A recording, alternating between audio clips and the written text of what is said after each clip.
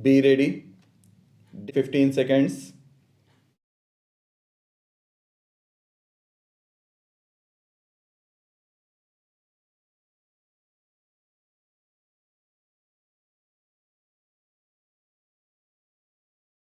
Mr. Speaker, Sir, this is the seventh day, I believe, of this debate, and 70 persons have already spoken.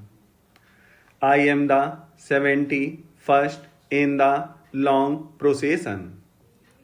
I have been hesitating whether I should take up the time of this house in this marathon race.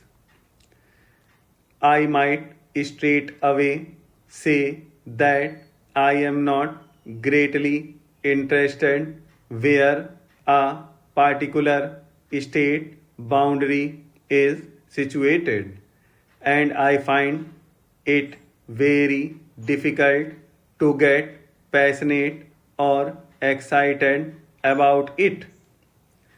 I have my preferences, naturally, but it does not make much difference to me where the internal boundary of a state is drawn.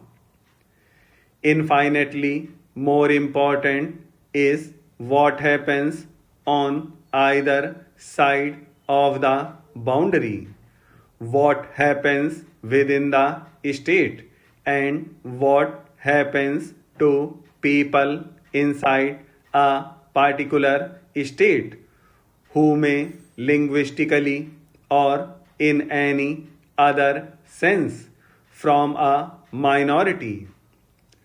Once we lay down these basic principles correctly and act up to them, then the vast number of problems and difficulties and legitimate grievances that arise will automatically disappear.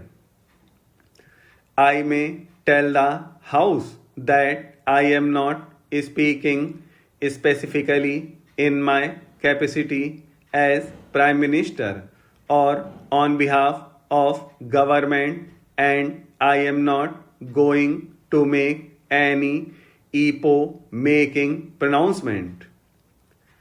We in government have been considering this report and other matters that flow from it for the last many weeks, and we shall continue to consider them till we come up to this house with our recommendations. Therefore, it will not be proper for me or for any other member of government to speak in any tone of finality about this matter. But I may give expression to my own inclinations in regard to the recommendations of the report and the other suggestions that have been made. One thing I should like to say is that I have regretted very greatly certain criticisms that have been made in the press against the Commission.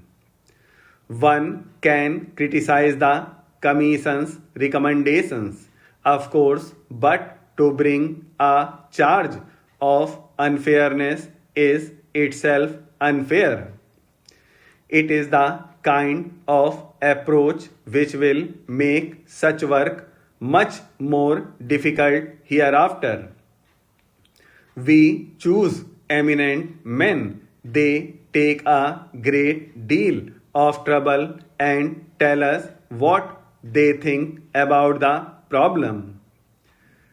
We may or may not agree with them, but to attack their fairness is, if I may say so, not only a wrong approach but an indication that one's case is right now very weak.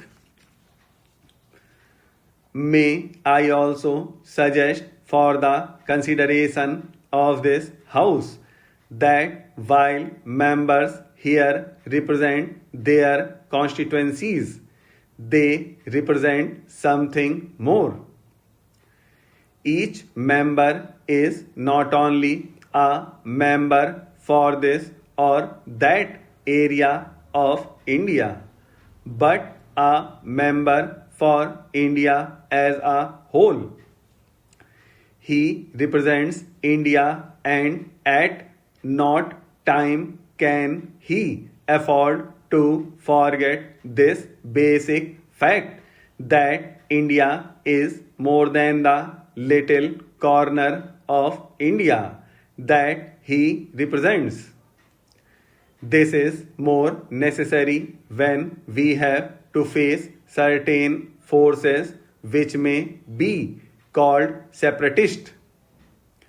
People's attention is being diverted to local, approaching state and provincial problems, and they are forgetting the larger problems of India. It has been my good fortune and privilege to travel about India a great deal and often to go abroad. I have had that good fortune perhaps more than most members of this House. As a result, I am constantly compelled to think in larger terms, not only in a national terms, but in international terms. I see the picture of India in that larger context. Perhaps my travel has helped me to see events in the true perspective. As I travel about India, I feel excited by its moving drama. There are, of course, many things I do not like, but it is inspiring to see India moving today as if by the decades of some preordained fate and destiny towards its goal. I submit to the House that we can see this better if we go abroad and see this country from some distance. There are many people in the wide world who also are beginning to feel the drama and adventure of what is happening. In this, they see how we have got over great problems and great difficulties. It is true that we have been greater problems ahead, but we are judged in the measure in which we have succeeded in the past. We may argue about the boundary of Bihar or Bengal or Orissa. We may regard the question as important, but the word important is a relative word. There may be things which are more important, and we must not lose ourselves in passionate excitement over the boundary of a state. We must take a total view of India.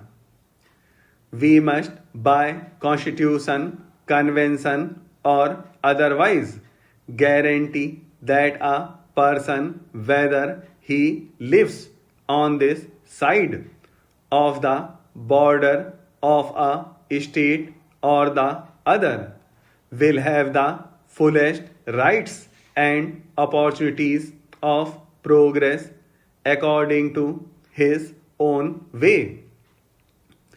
That is my approach to this matter.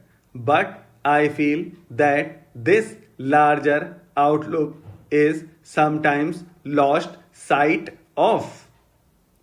This should not be done for larger national interest.